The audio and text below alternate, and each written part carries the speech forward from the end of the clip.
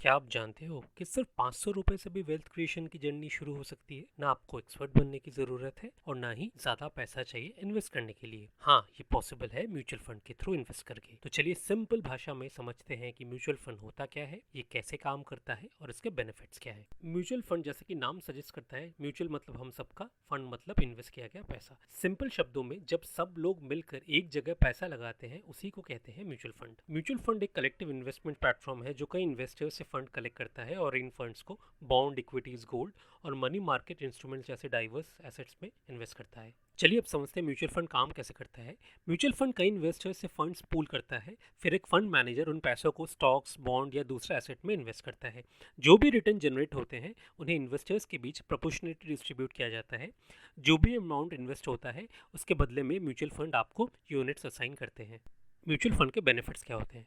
पहला बेनिफिट ये होता है कि आपका पैसा एक्सपर्ट फंड मैनेजर के द्वारा मैनेज किया जाता है। दूसरा बेनिफिट कि आप मात्र 500 रुपए से शुरुआत कर सकते हो, जो कि बहुत ही ईजी और कन्वीनियंट है। तीसरा बेनिफिट है कि आपका इन्वेस्टमेंट मल्टीपल सिक्योरिटीज में स्प्रेड होता है, जिससे कि रिस्क बहुत कम होता है। चौथा बेनिफिट होता है इजी रिडेम्पशन, आप जब चाहो अपना पैसा निकाल सकते हो।